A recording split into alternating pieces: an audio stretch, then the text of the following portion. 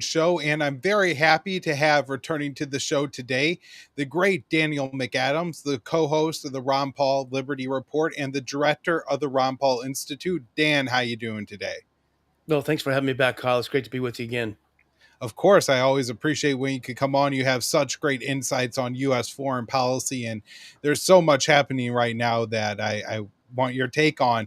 But before we get into the topics today, I know the Ron Paul Institute has a couple of really big events coming up, Dan. So go ahead and let people know what's happening, where it's happening, and how they could attend. Yeah, our next big upcoming event is on August 16th in the D.C. area. It's actually technically in Dulles, near the Dulles Airport, and that's our ninth annual Ron Paul D.C. conference. It's going to be a real scorcher this year, Kyle, because we've got not only we have people like Colonel Doug McGregor, who's a return guest and a great speaker, and it's a perfect time to have him, but we have Professor Jeffrey Sachs, who's someone I admire absolutely when it comes to foreign policy. We've got kind of new faces like Natalie Morris of the Redacted. I mean, she and her husband Clayton are doing a terrific job. Conservative anti-war voices. We need more of them. And we also have the judge is going to come to our conference and do a show within a show, which is sort of cool. He had the idea. Say, hey, how about if I should do the judge? Hey, how about if I come on stage and I interview some of the people from your conference? How's that sound? And I said, that sounds pretty cool, Judge. That'd be a lot of fun. And so it's going to be fun. And he's going to interview. Interview Doug. He's going to interview my good friend Anya Parampil at the Gray Zone. Also, Max Blumenthal. He'll interview on the show, and along with Professor Jeffrey Sachs. Lots of other people. A couple of surprises we're still working on, but it's really going to be a nice mixed up program where you're not just sitting there watching people talk, but you're going to be interacting a lot. So we have tickets for sale still. You can just go to ronpaulinstitute.org, and there's like a little banner on top that you can click on and get more info and get tickets. We still have some left, but they're going pretty fast. All right. Well, that's great. And I have not been, but I have talked to several of my friends who have, and they all have great things to say. And many of them go back year after year because of not just the great speakers that you line up, but the community that comes around the event and how you could meet all these really, really important thinkers. So, and also, if I can, sorry to break in, Kyle, but I hate to do that, but that's great too. But also to meet each other, and that's why we do it live, and that's why we don't live stream it. We have people physically in a room because we have to stick together, and that's very important to what we do at the Ron Paul Institute. So meeting speakers is great, but meeting the person across the table from you who may be in the same kinds of business you're in, same kind of interests you have, to me, that's where the action really happens. All right. Well, Dan, I have a lot I want to talk to you about today, other than the great stuff going on at the Ron Paul Institute, including what's going on with Trump and Putin. Are we going to see a meeting sometime soon? Is Ukraine in trouble? Does Trump support the genocide? And is there a difference between Netanyahu and Israel in general?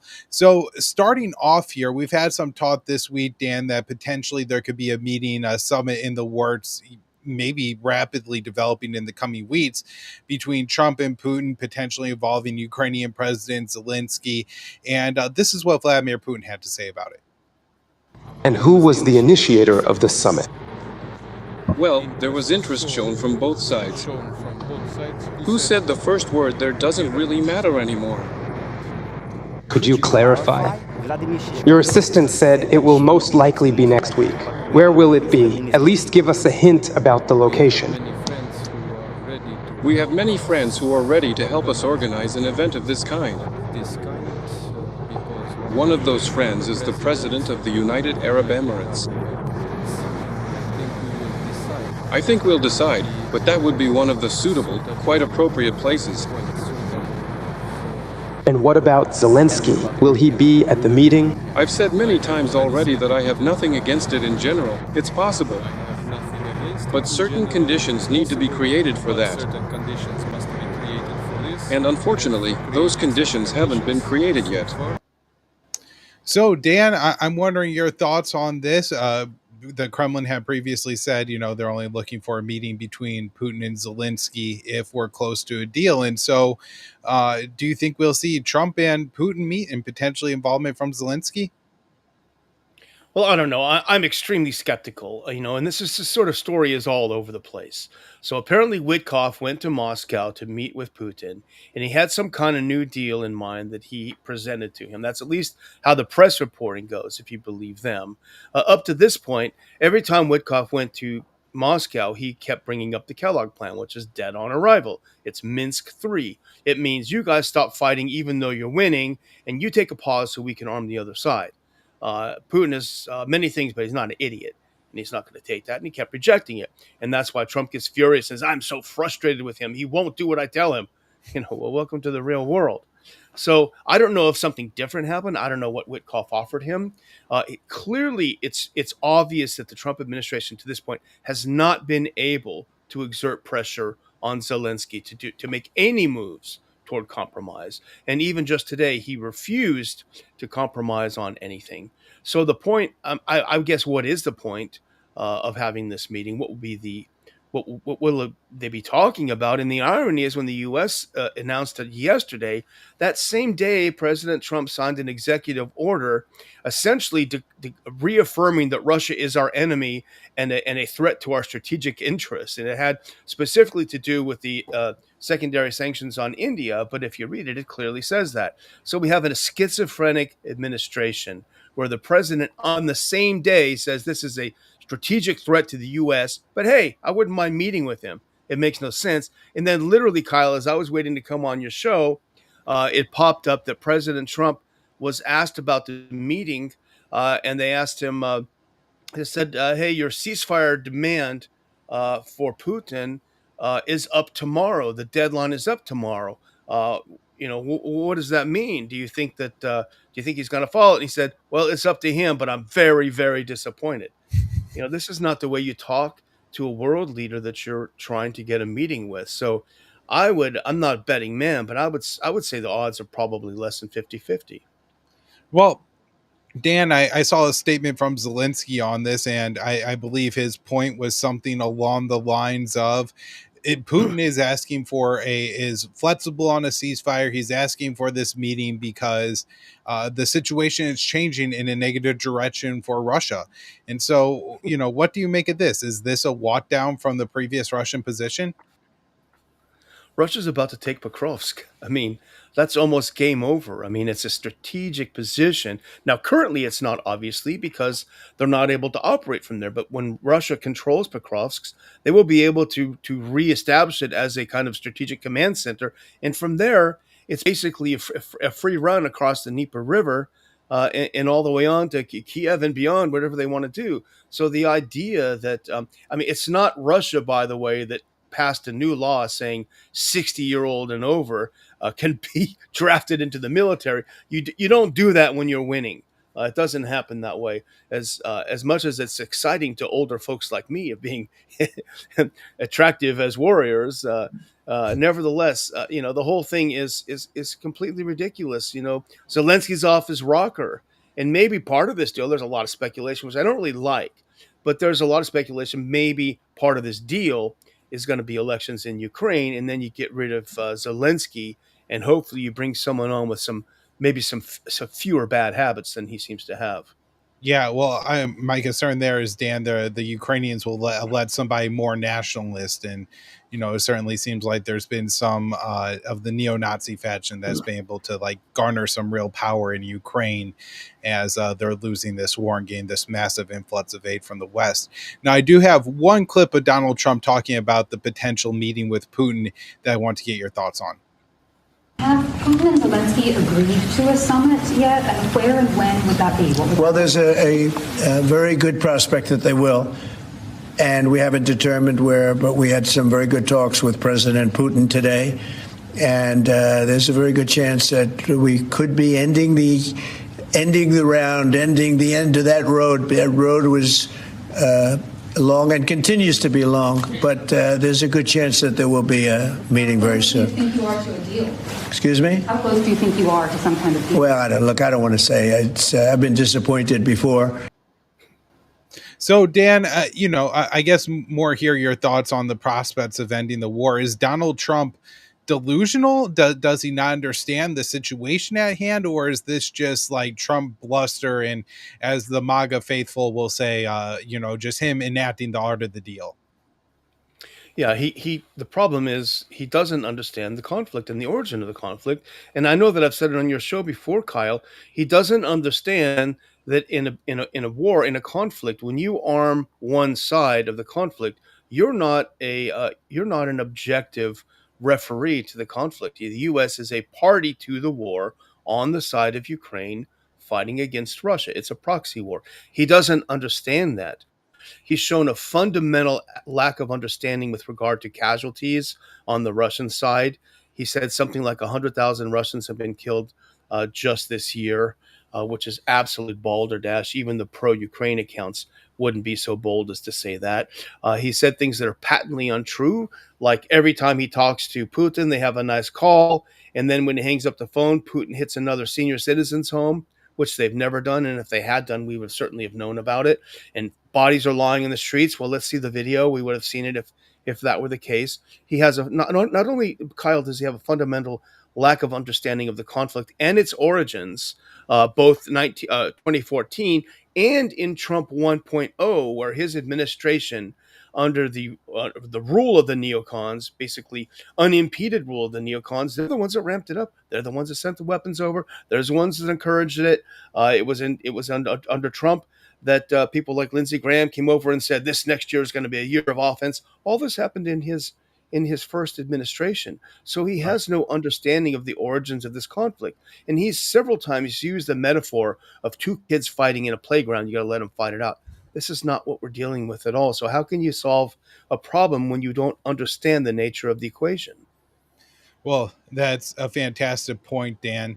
Now, this next clip I have for you is actually Trump being asked about something you referenced earlier, the Ukrainians allowing 60-plus-year-olds to enlist into the military.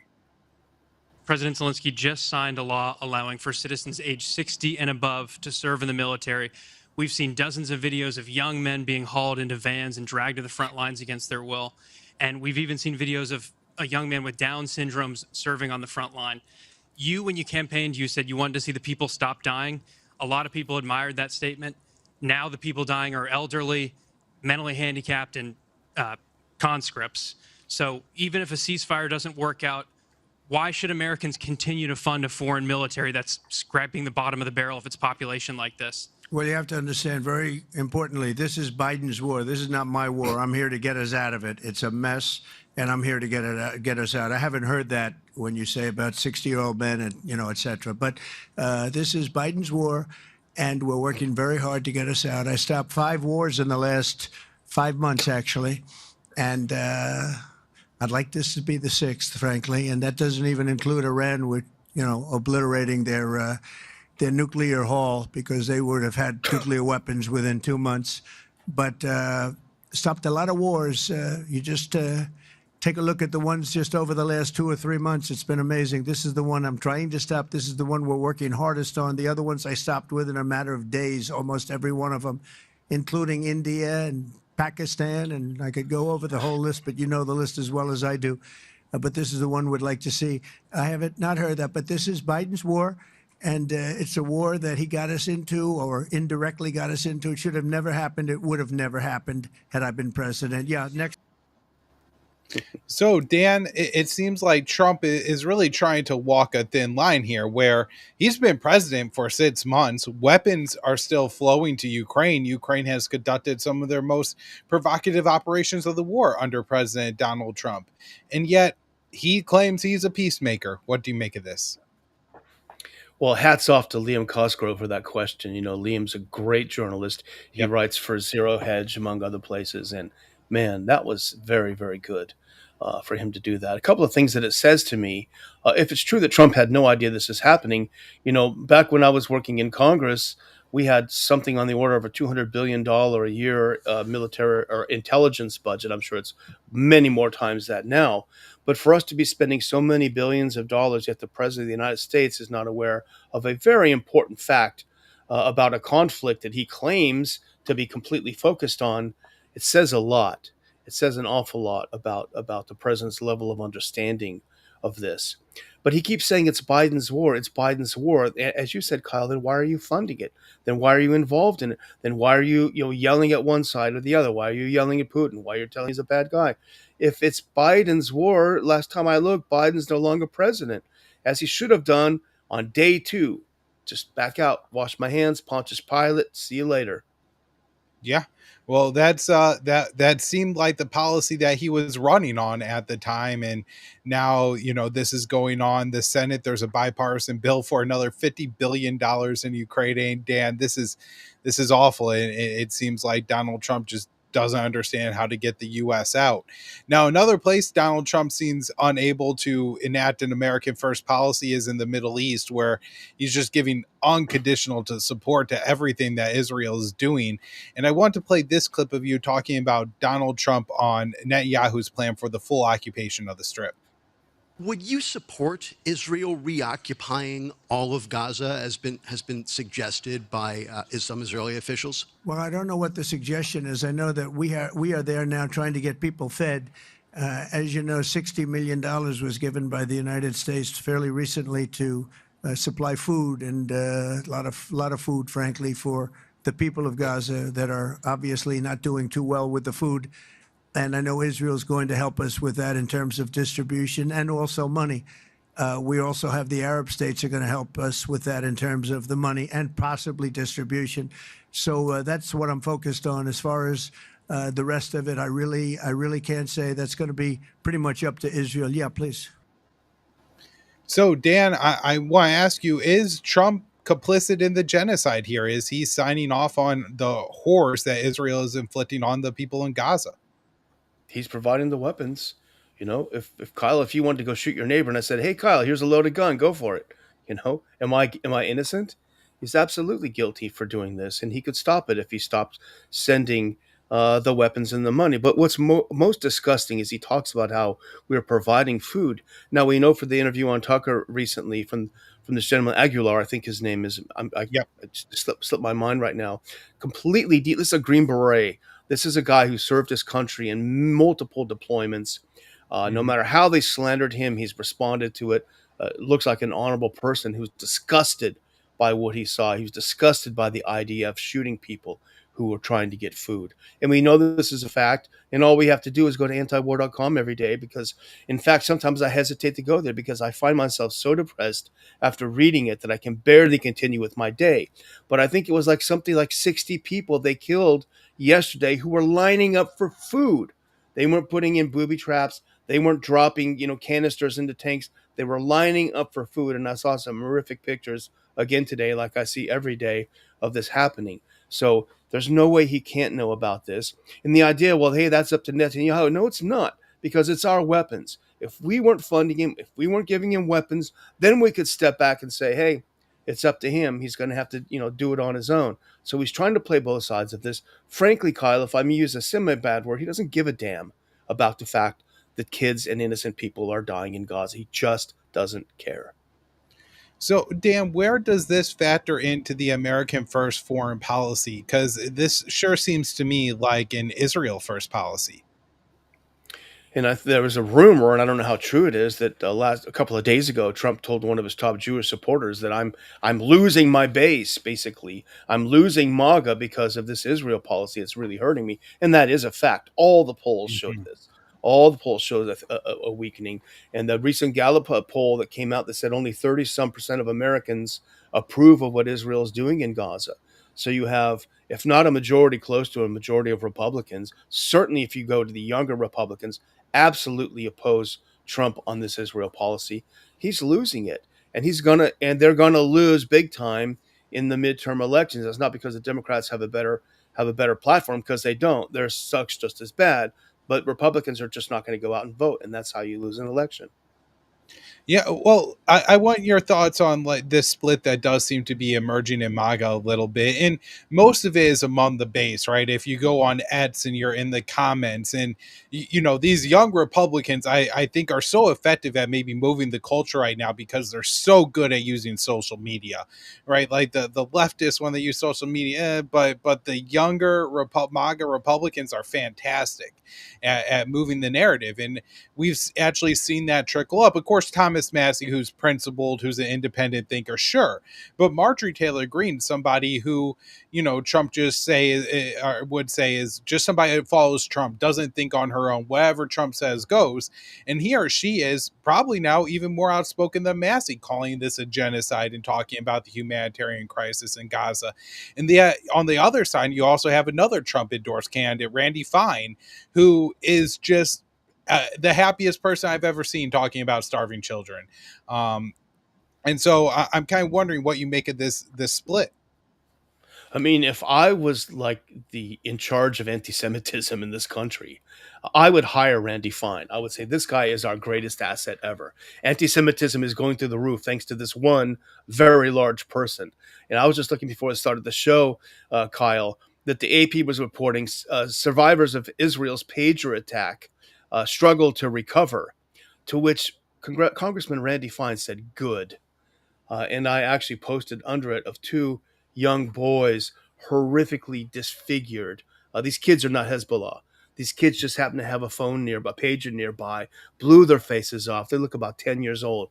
These are the kinds of people he thinks is good that are going to suffer for the rest of their lives. He is I can't even say it on your show, but he is an inhuman, disgusting individual. He's just terrible. But as to Marjorie Taylor Greene, I think what makes what she says so powerful is she has always been instinctively very, very pro-Israel. She said it from the beginning. In fact, it was slightly disappointing that it took her longer than I'd hoped it would to come to her senses. Now, she's not anti-Israel at all, but she recognizes that there's a real problem. Now, whether it's from a moral perspective, and I think that partly informs her position, which is good, but also a political perspective. I think she's smart politically. She's astute politically, and she realizes this is a loser for us as a party. If we give up our values and our morals and we do things that Americans don't want, we're not going to hold these seats very much longer. So, Dan, the next thing I have for you is just really fascinating. House Speaker Mike Johnson wrapped up business early here in the U.S. and packed up his bags, and he went over to Israel, where not only did he become the first sitting Speaker of the House to visit an illegal Israeli settlement in the West Bank, but he was also there visiting some red heifers or red cows that had initially come from the U.S., which is a part of an apocalyptic viewpoint of the world where these red heifers are going to be sacrificed on a certain mountain outside of Jerusalem. And then this is going to help usher in the second coming of the Messiah. So I have a short breakdown of this here that was done by Ryan Grimm and the crew over at Breaking Points. And then I'd love to get your thoughts.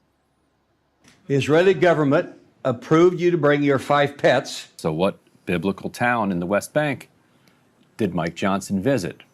Well, let's take a look. Who is that American tourist in the blue shirt and the khakis there? Well, there he is, Speaker of the House, Mike Johnson.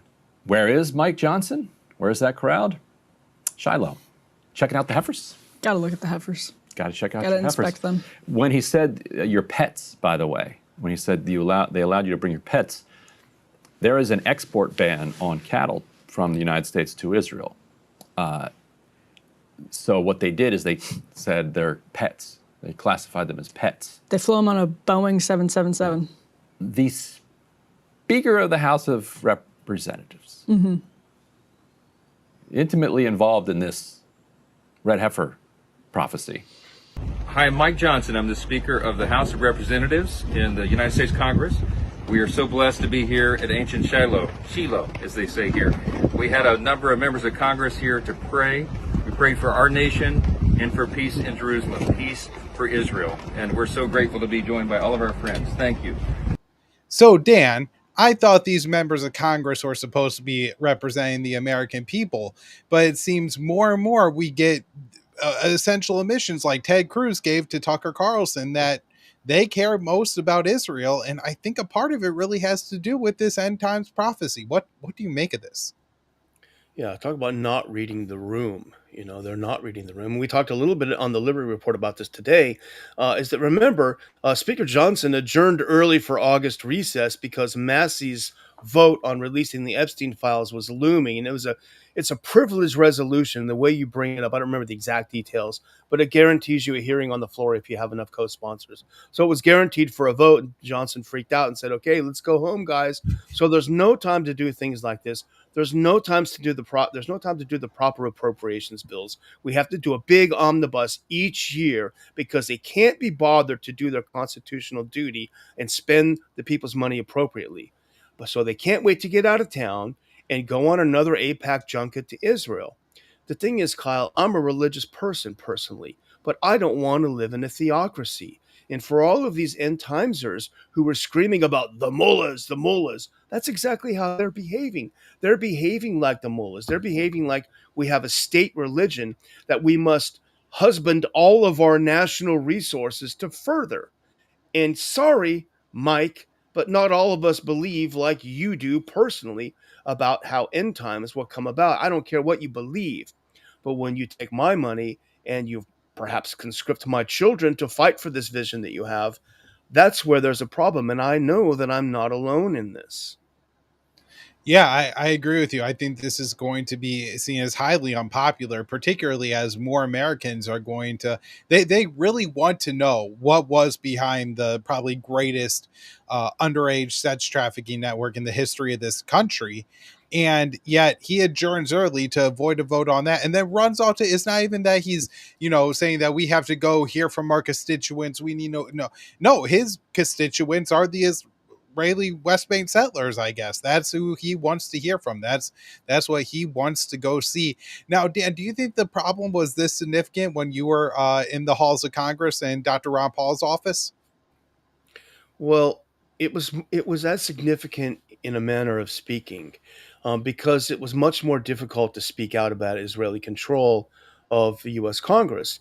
Remember back in the, I think it was the late 90s or early 2000s when Pat Buchanan talked about Congress being Israeli occupied territory, and it was genuinely shocking when he said it. We believed it, but you're not supposed to say it out loud. And he, of course, was condemned as an anti-Semite, as were other people who would recognize these things.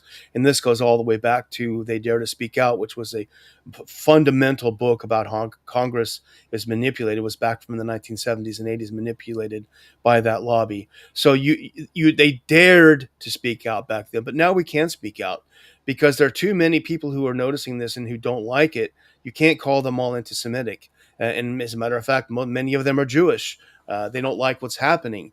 So the problem was as bad.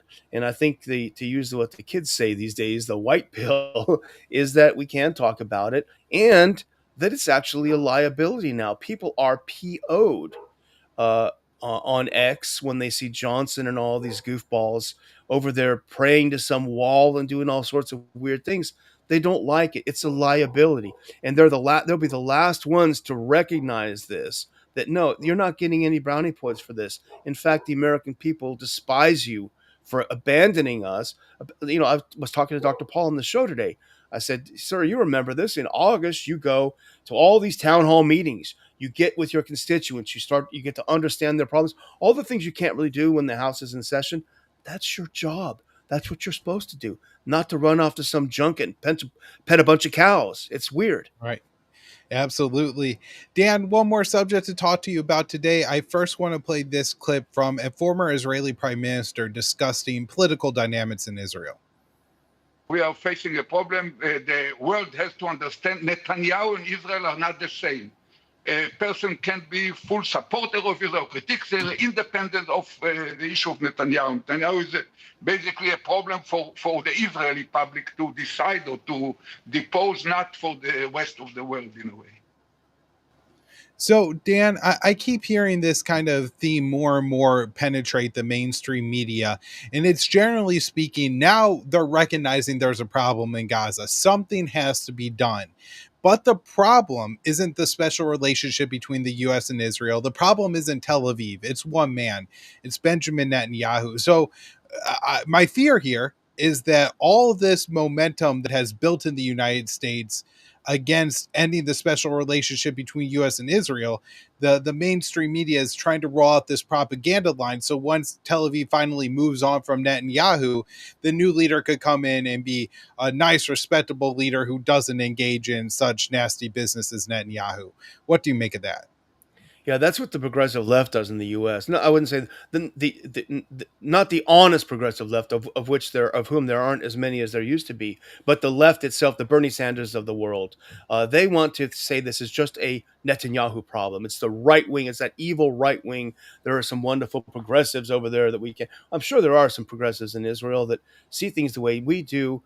In terms of peace. But the fact of the matter is, if you look at polling inside Israel, you see an overwhelming support. I've seen something like 80% of Israelis approve of Israel's policy in Gaza, and something like 6% disapprove, strongly disapprove. And now I may be wrong a little bit on those numbers, but essentially that's the same.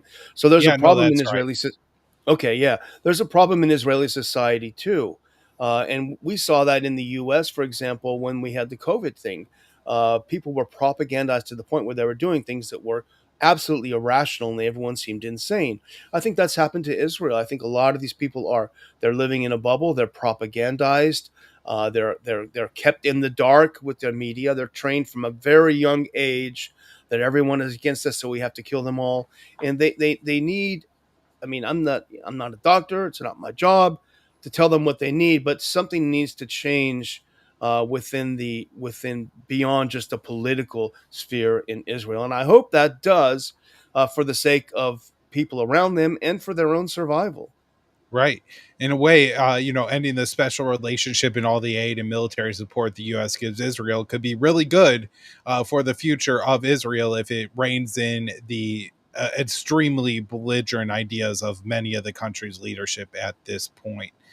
Well, Dan, thank you so much for coming back on the show today. I see in the comment section that somebody's going to the Ron Paul conference coming up here. So I'm sure it's going to be a great event, and I'm going to be jealous after I hear from some of my coworkers and friends about how much fun they had this year. So if you guys haven't already, check that out. And of course, the Ron Paul website, you guys, I don't know how long ago, pretty recently, you updated the website. There's great articles up there every day. I'm a daily reader of the Ron Paul Institute, and most days I catch the Ron Paul Liberty Report. So Dan, thank you so much for coming back on the show, and I hope we can do it again sometime after you get through this crazy month with the conference. Thanks so much, Kyle. Good luck with your terrific show as well. Thank you.